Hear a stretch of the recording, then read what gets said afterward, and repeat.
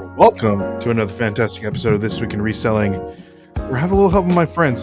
Here we'll discuss the highs and lows of reselling and dive into great conversation. And we are positive you're going to hear something that's going to help you become a better reseller. I'm your host, Ray, and I'm joined with two of my favorite co-hosts on the planet. We have Brendan, Big Time Flips. What's going on? Is that a gavel, Brendan? That is a gavel. Are you selling the gavel? No, it's when I need to lay down the law. You know? How many do you think that's like a legitimate gavel that they use in court? Like, could you imagine how many people, because of that gavel, either got sent to prison, death, or anything else? Yeah, I mean, there's some power behind this thing. You know, it's probably put a lot of years on a lot of people. So yeah, I got it at the bins. I got the bin, so I paid like 20 cents for it. I wasn't leaving it behind. I wasn't gonna leave it. And we have our boy Joe with I Flip That. Here comes the money. Here we Ooh, go. are those pounds? Here comes the money. A little poundage? Yep.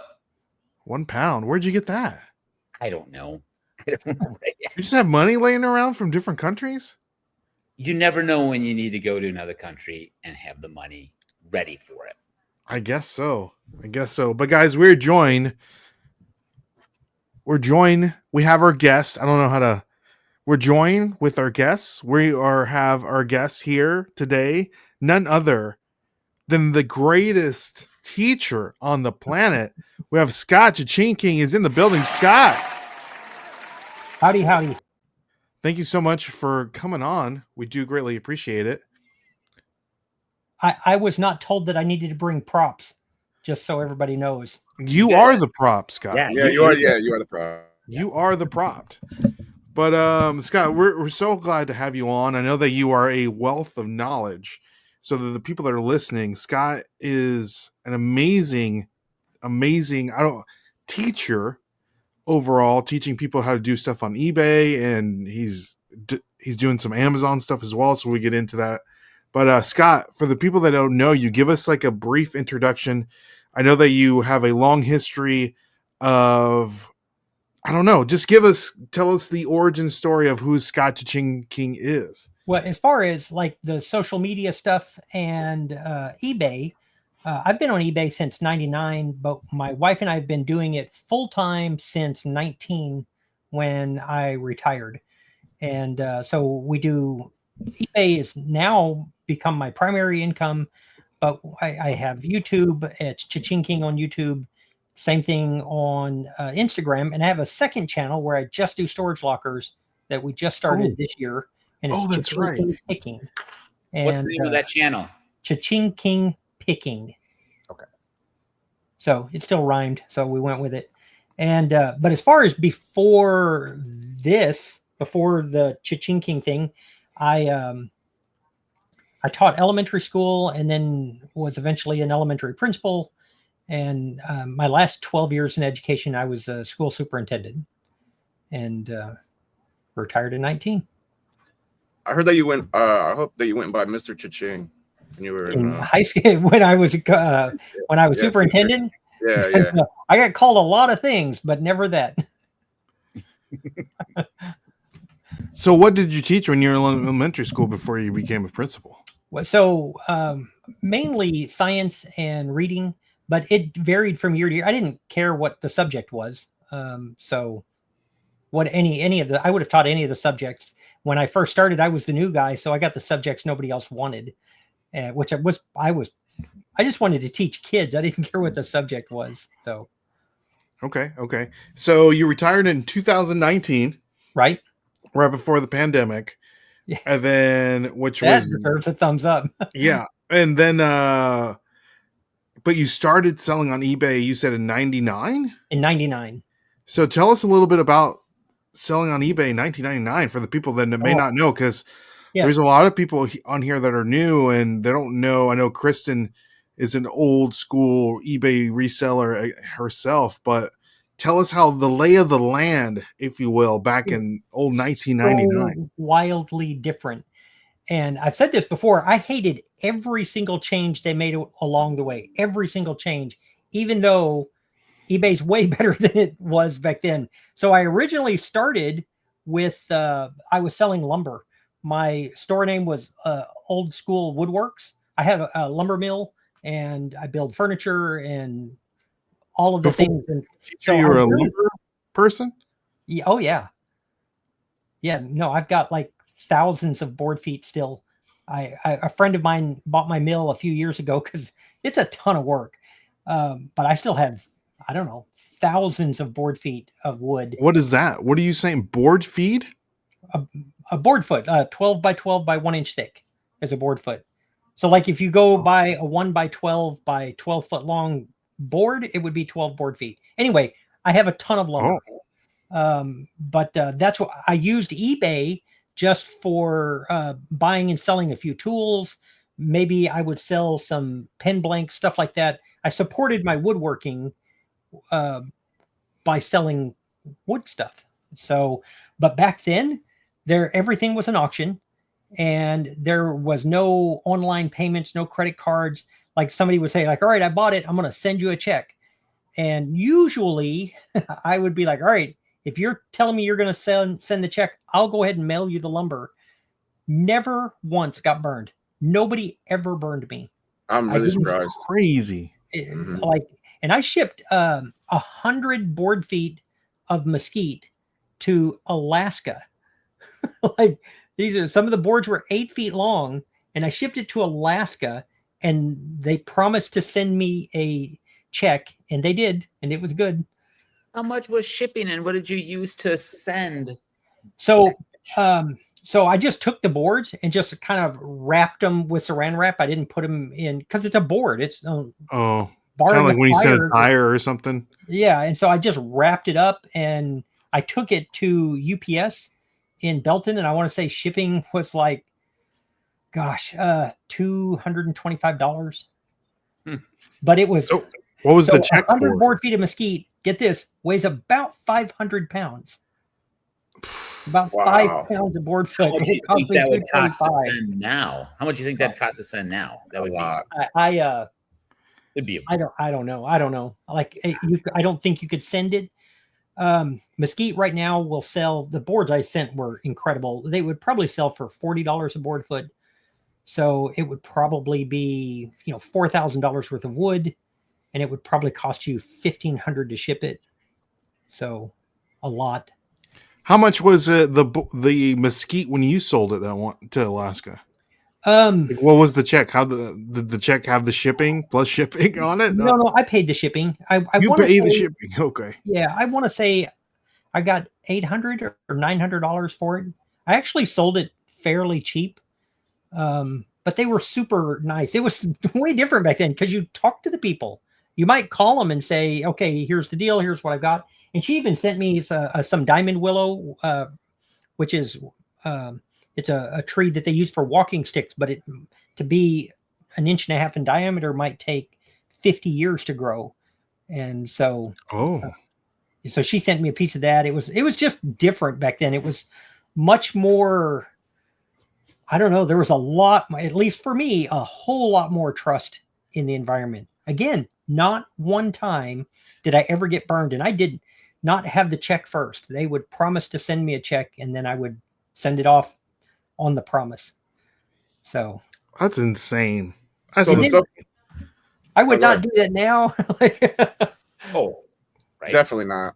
Definitely not. So the stuff you have left, you just have it like laying around, or like, what do you do with it? Do The you lumber? do anything with it? Yeah. Yeah. Yeah, no, I have a whole building for my lumber. I have a 14 by 40, like a Morgan building, like a metal portable building full of lumber. You should get like And, a. You No, know go wood is high price right now. Why aren't you selling Oh. it? because it's mine.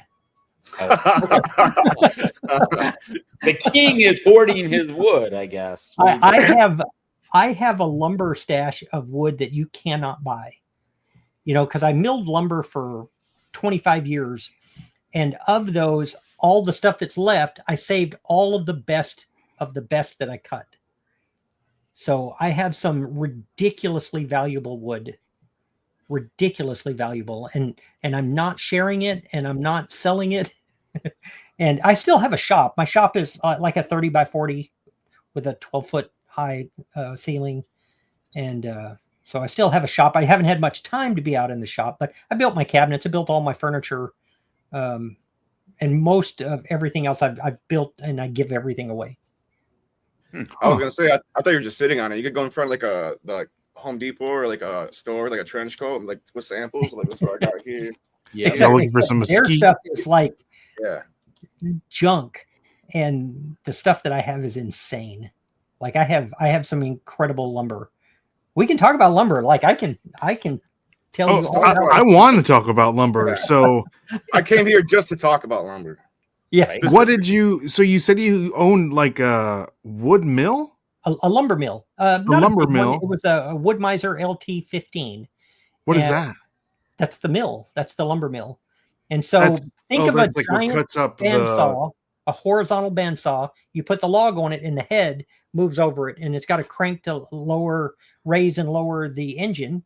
And I mean, it's man's work. And I think that, my friend and I that I mill with, it just got to the point that it wasn't fun anymore. And I never did it for profit. It wasn't fun. And when it's not fun, it's too much work. So, because I'd go out and cut the trees down and,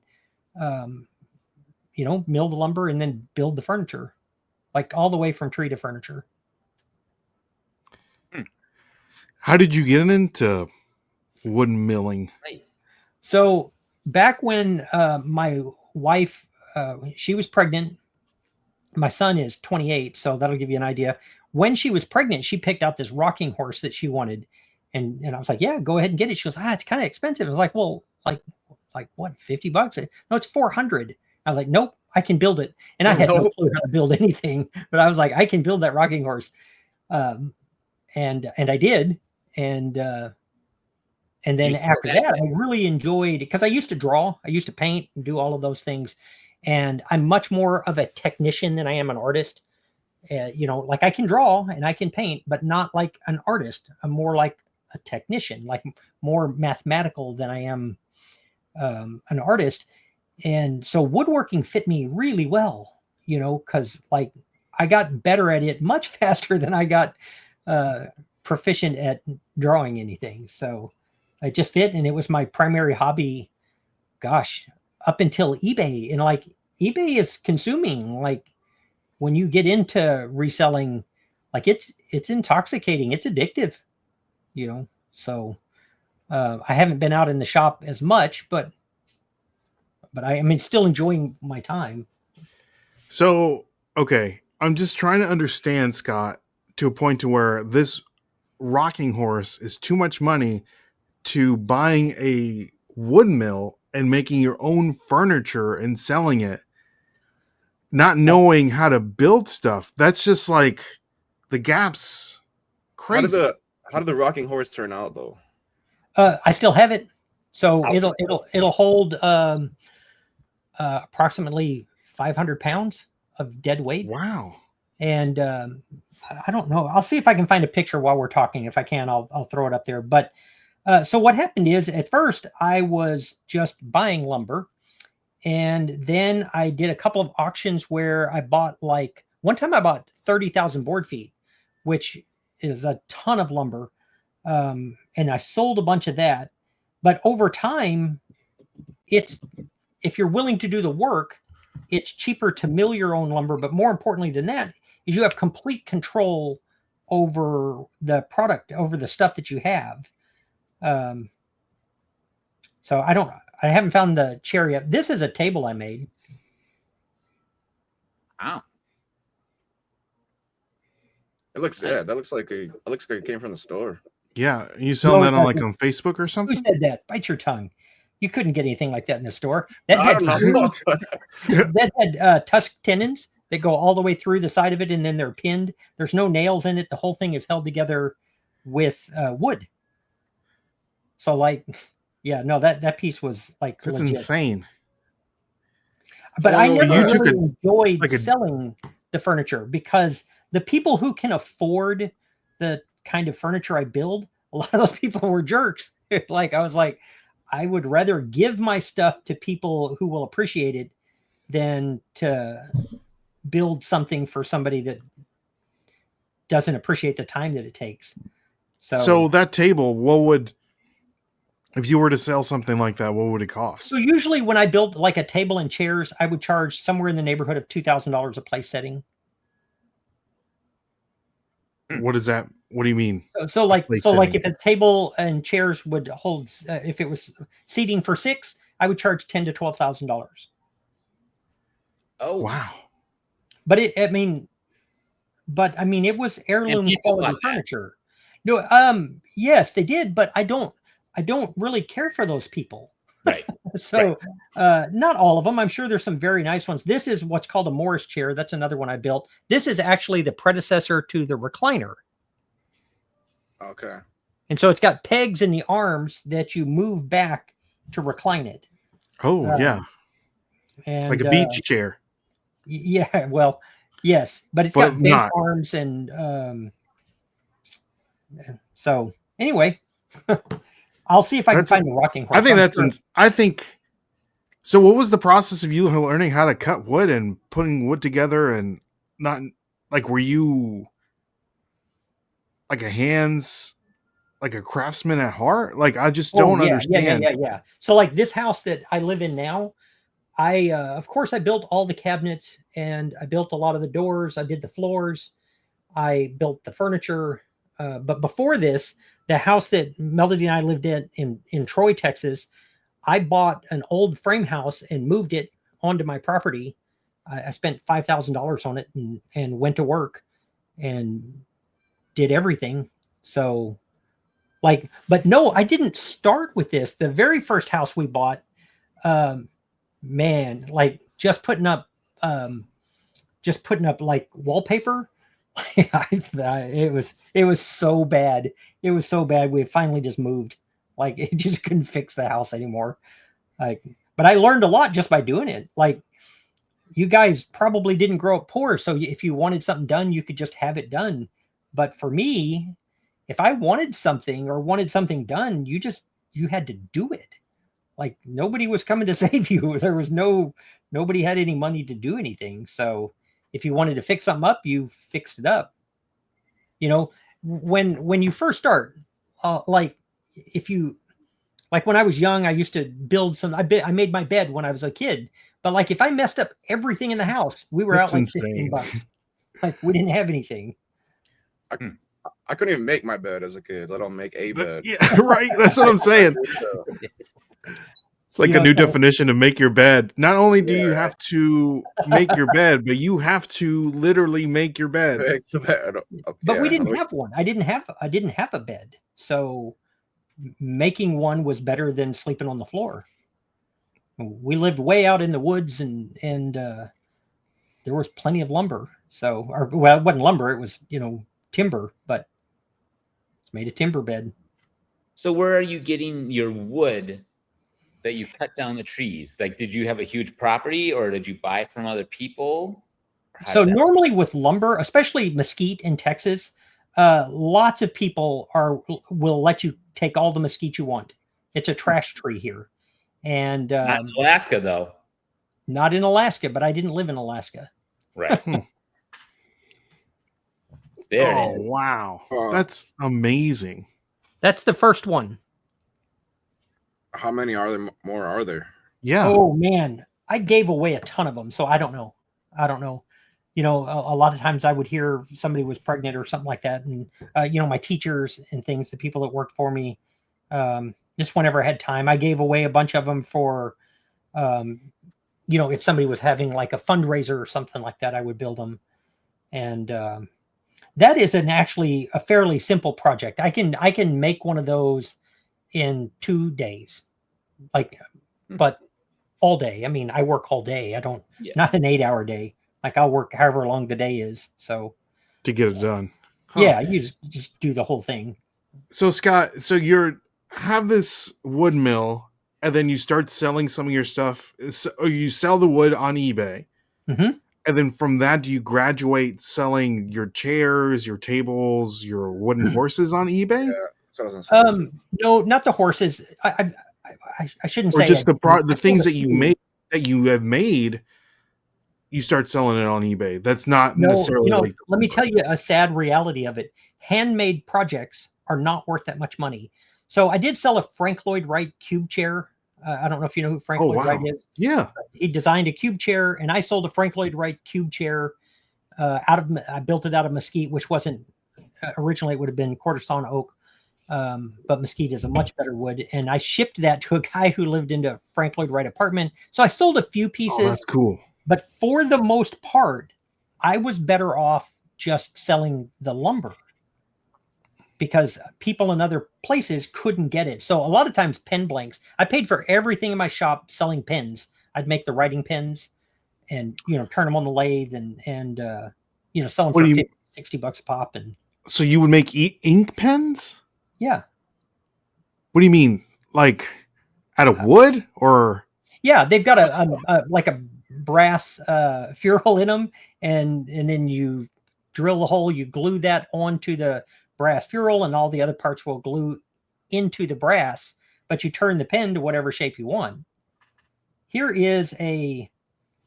This was a better piece. This one was in the Texas Furniture Maker Show in 2013. I was one of only 2 non-professionals. It is mesquite with spalted spalted pecan doors with turquoise inlay. Wow. It's amazing. Yeah, that looks really nice. So, and they say you're not professional. What kind? That looks pretty professional to me. That's meaning I don't. The man's making pins out of wood. Yeah, that piece I gave away. So that's insane. Okay. Yeah. Do you have a picture of the pins that you made? Probably. If we blindfolded you, Scott, okay, could you tell which piece of wood would be by the smell or maybe the feel of it with your hand? On some of them, 100%. Professional of knowing exactly, Exactly. Oh, that's walnut. Oh, that's hickory. Oh, that's apple. Oh, that's So walnut has a lot of juglone in it. But juglone. Juggalos, like No, I knew somebody would say that. Posse? So juglone is a chemical, and it actually smells terrible when it gets hot. So walnut and willow has a lot of it. Willow really smells bad when you cut it, whereas mesquite smells pretty good. It'd be better if I could burn it to find out what was in it, but by the feel alone, a lot of them you could tell. So I don't know. I didn't know we were going to talk about lumber. I can talk about lumber. I know a little bit. Do you still have that stick from Alaska? Yeah. No. I believe it or not, when I was a superintendent, I was telling, I had a principal working for me at the time. And one day he said, he was like, like, it's hard to beat a good stick. Like every guy, like when you find a really good stick, he's like, you have it like your whole life. And like, as a guy, I'm like 100% I understand that.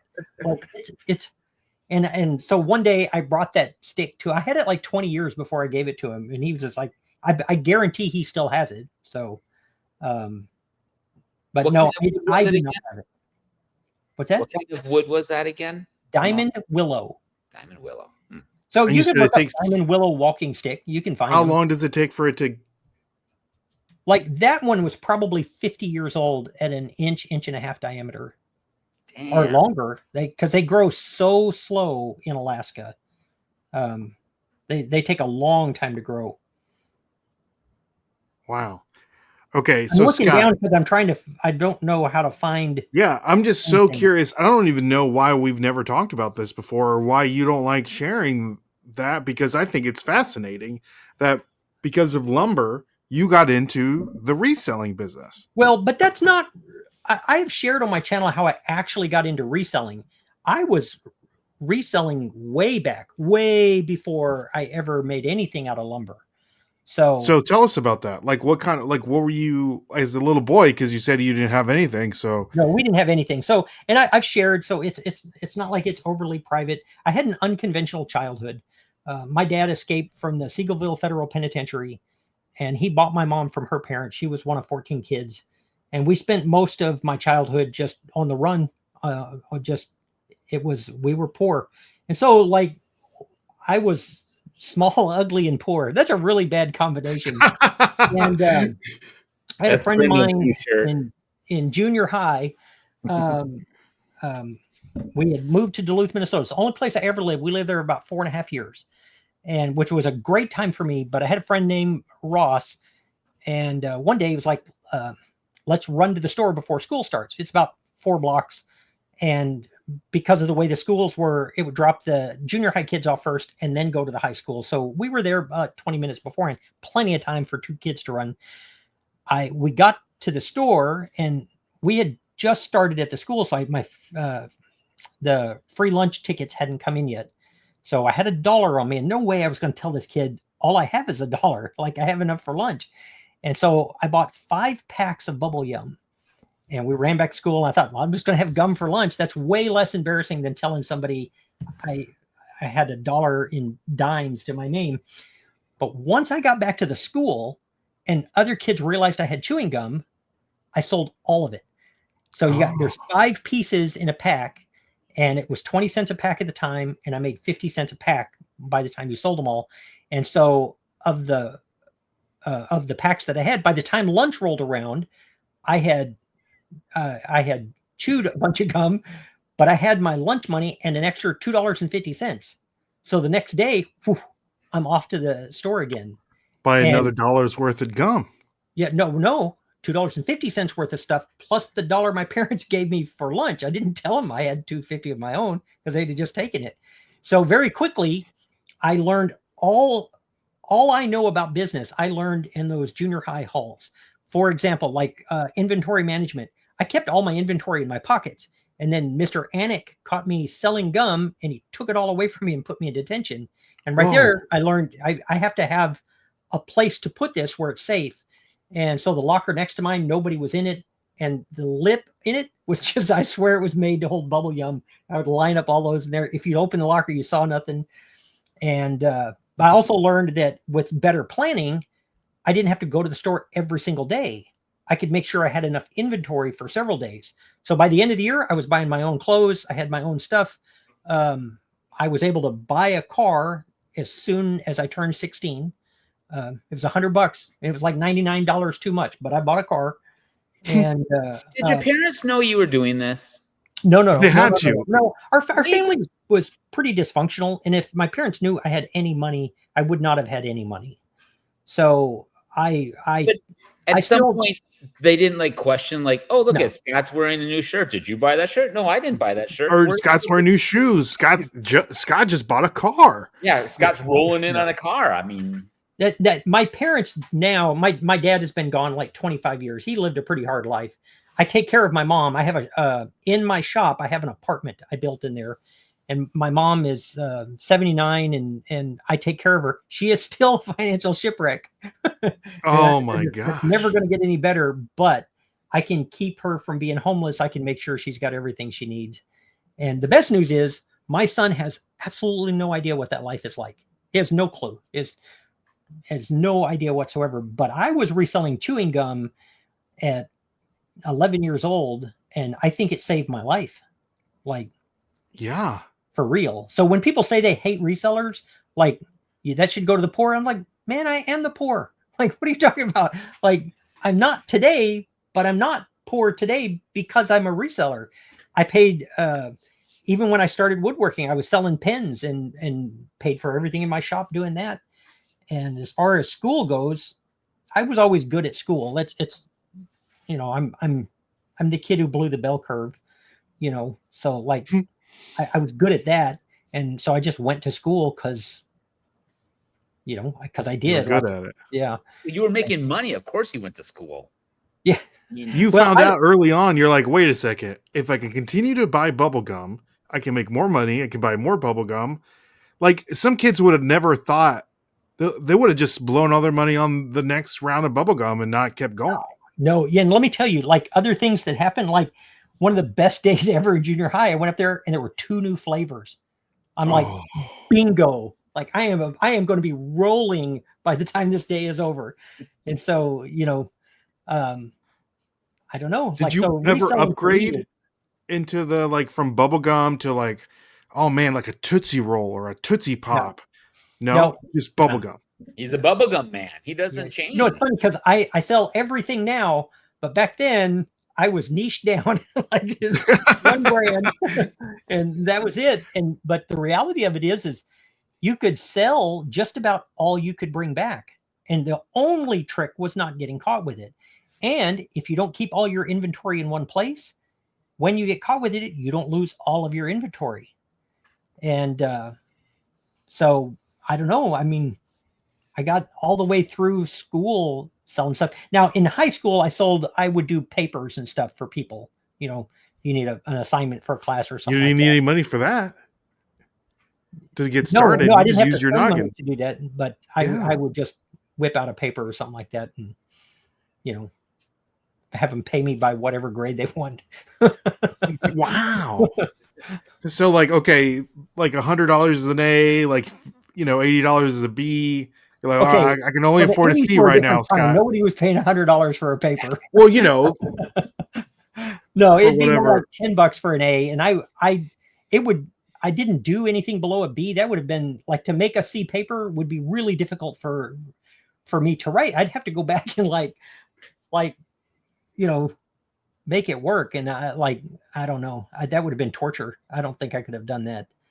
A B basically I just wouldn't do another revision. I just write it the first time and let them turn it in. That's amazing. When you were a principal and a teacher, did you notice any of kids doing similar things that you did? Like, do. you know, selling chips or selling sodas or selling burritos out of their backpack for No. breakfast Let me tell burrito. you the best one ever, because I did the same thing when I was, I don't know, 5 or 6. I had been catching garden snakes and selling them, and get a quarter piece. Because my mom remembers one kid came back to the house mad. He lost his snake and he wanted his quarter back. And I'm like, hey, that is not my responsibility.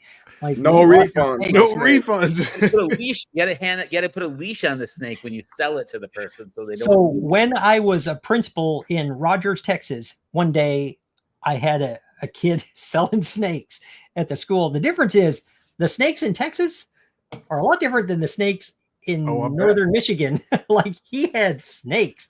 They were all small, but some of these looked like rattlesnakes to me. And he had all kinds, and he was getting $2 a piece. And I was like, man, but you got to respect the hustle, right? Like, this Yeah. kid's selling snakes and he's selling them. And I was like, dude, you can't sell snakes at school. You can't sell snakes here. Now go And- across the street on that corner. So what I did, I bought all the snakes from him and told Was him his name Jake? No, his name was Jake. Yeah, And I was sure. like, you can't sell snakes anymore at school, but I'll buy these so that you're not out.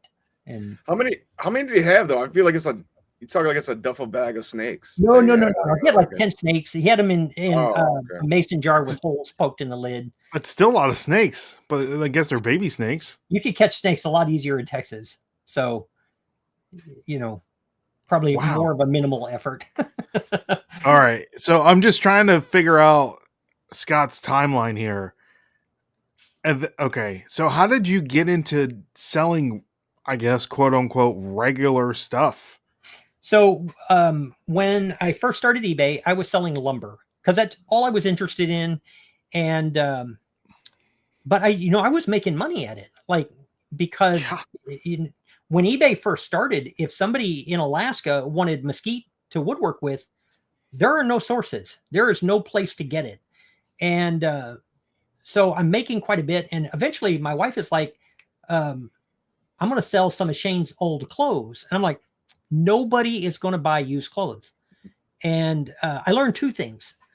First, my wife spent way more on my son's baby clothes than I ever dreamed. Like I had no idea Minnie Bowden was a thing. Like, I knew enough about clothing to get dressed by myself, and that was it. And she sold, and the other one is people will buy used clothes. So she sold his old clothes, like a lot of them, for like $50. And I'm like, that's insane. And I thought, they're going to return them. 100%. Everybody is going to return everything, which even now my return rate's around 2%. They don't return everything. And then after a while, she's enjoying it. So we're just doing it on the side. We're selling some stuff. I have always, as an adult, bought auctions, storage lockers and auctions and things like that. And so one day she was like, I bought an auction. I was like, cool. What'd you get? She goes, wiglets. I was like, I don't know what that is. Like, I don't know what a wiglet is. And I said, how many did you buy? She goes, I don't know. I was like, well, that's not encouraging. Like when you do an auction. So I had 8 pallets of wiglets. What's a wiglet? A wiglet is just like it sounds like. It's a little wig for women who have hair like mine, where their hair is thinning and their hair kind of pulls through it and they can wear a wiglet. But there were also Afro puffs. A lot of it was African American hair, which was absolutely fascinating. Like, it sells, baby. But I had no idea the amount of work it takes when you see somebody with the pretty hair and the long sewn in stuff or woven in. And I had no idea the amount of effort it takes and the amount of money. And that stuff sold just like that. And I thought, all right, now cheap. I'm Central Texas's largest wiglet seller. So like, I'm down with this. Like, so I didn't think, because she spent, and it was cheap, she spent like maybe $400, but there's 8 pallets of stuff. And like all these hair extensions and all these, but it sold, and it sold so well. And then I think that was the dam broke after that. And we bought a bunch of lights one time, like home renovation lights. I bought, I don't know, 20 pallets of it. And we started selling those, and now we buy everything. Like do you still have all those small appliances that you got from that locker? You found like wasn't it like blenders and stuff like that, and ring lights and all that? Oh yeah. That locker, by the way, was absolutely insane. There were 300 pieces of Lululemon new with tags. And it was only like 4 or 5 different things. So it was only 4 or 5 listings, sold it all within 30 days. But there was like Ninja air fryers. They were new in the box. There was I kept an air fryer for me, but I gave away the rest. So there was so much in that. I couldn't believe that. You kept pulling out. I couldn't believe that. The Lego set alone. So that first, I paid $1,000 for that locker. And there was that Star Wars Lego set with 3,000 some odd pieces. It sold that night for $400. And then there was a pot of pans. I don't know if you know the brand Made In. That's a set. They make pans. There was a set of those in the back that sold that night for $500. So, and there were a couple of other things that sold. By the next morning, I had my $1,000 back. But that was easily a $10,000 locker, easily within 30 days. Yeah, that's crazy. But that locker was an outlier. That my last locker didn't even warrant making a video for it. I was like, this. If I put this video out on a new channel, people are gonna like, this guy's an idiot. Like, there's no point in watching this. Because see, you got to let people know that the transparency. You're gonna find those lockers that are just not that great. And I don't mind. Can't be $10,000 lockers every time, Scott. I can't put one up. I don't mind putting one up that isn't that great. The one before that, the one I just did I get scammed? I don't know if y'all saw that one. Computer boxes everywhere. This locker, honestly, it fit all we look at a lot of things. Of course, I want to see signs of discretionary income in a locker. Like when I'm looking at one, is there some kind of sign in there that they had more money than just for their bills?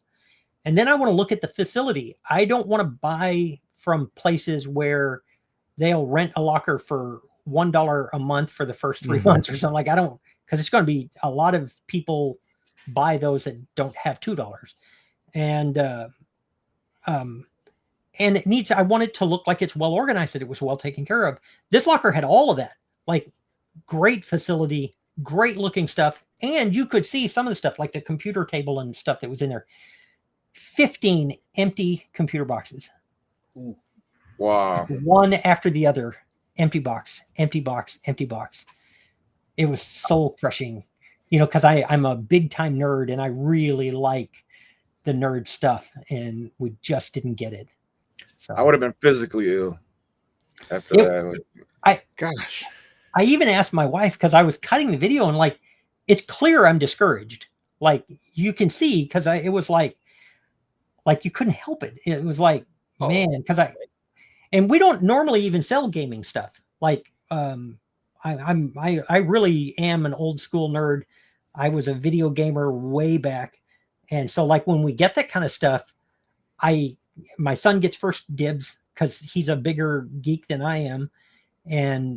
But like he builds computers for the elderly. So a lot of times the computer stuff cool. he'll take and he builds it and then he maintains it forever for him. But nothing, there just was nothing there. I got like, I don't think it shows that right there. That that's Guild Wars 2. And that's Ritlock. That was the collector's edition. There were 2 of those in there. So there was some stuff, but it wasn't like, oh, man, it was discouraging. You got to watch the video. And I opened the boxes in the wrong. If I'd have started on the right-hand side and went around, the video would have ended terribly. But I started on this side and every single box was just like nothing. No weight, no nothing. It was, ugh. Scott, how did you get to, and I know we're coming to the end on this episode, but this will be the last question. How did you get from selling bubblegum and not having a dime to your name to buying storage lockers and sawmills, and like, where did that, you know what I mean? You said you didn't have 2 dimes to rub together, and now you're buying lockers and having buildings. And so, you know, if you've ever been homeless, like legit homeless, like that doesn't go away. So there, even, you know, I retired, and if I wanted to change our lifestyle, I could probably do nothing for the rest of the way. But the reality of it is that I still fear that homelessness. And so it's no more complicated than this. Every single kid in my junior high knew what I was doing to sell the gum. All of them knew. They know I'm going to run to 7-Eleven. I'm going to bring that stuff back and sell it to them. And nobody else was willing to run. Nobody else was willing to do the work. And I don't think it's any different when I was working on my superintendent certification in the doctorate, which I didn't finish the doctorate because I didn't write the dissertation. But other people wouldn't do it. They're perfectly capable, but they don't want to do the work. You guys know, you talk about eBay, how many people love the idea, but they're not willing to do what it takes to have sales and to make sure things get shipped on time and to have good customer service and do all of the things that make this work. I mean, I've had a lot of views on my channel, and most of those people aren't going to do it. Not that they can't. It's just, it's a lot of work. Selling gum was a lot of work. Going to school my whole adult life was a lot of work. And building the rocking horse is a lot of work. You just got to be willing to do the work. And we're fortunate. We live in a country where even if you're born in a completely different socioeconomic status than where you want to go, you can go from one to the next. And so I feel very fortunate to be born in the USA. I feel very fortunate to even having grown up with the struggles that we had, because I appreciate what I have. And it's the reason our whole business is built around giving so much of it away. So you just got to be willing to run to the store when nobody else is. wow. It reminds me of all those people that you go to garage sales and they want eBay prices, but don't want to do really eBay work. They don't want to do the work. Like, Yeah. Yeah. No, it's exactly the same thing. It looks attractive. You know, I retired officially at 52. I was homeless at 18. And in fact, Wow. on my 18th birthday is when we became homeless the last time. And You're old enough to remember that vividly. 18. Oh, you know, it's yeah. not like you Oh, were yeah. like 4 years old or 6 years But old. we were homeless a lot. So like, I mean, that's crazy. but that time, and it was my birthday. Like, it was like, I didn't get to graduate high school. I didn't get to go through any of the ceremonies. I didn't do any of those things. But it was a different time, and they were like, close enough. And they sent me a diploma. So that's the reason I went to college. I was like, well, I'm not going to meet any girls at Foot Action. So Truth. Truth. That's crazy. Well, Scott, we appreciate you like giving a deep dive on Scot ChaChing King. I don't know that we covered anything.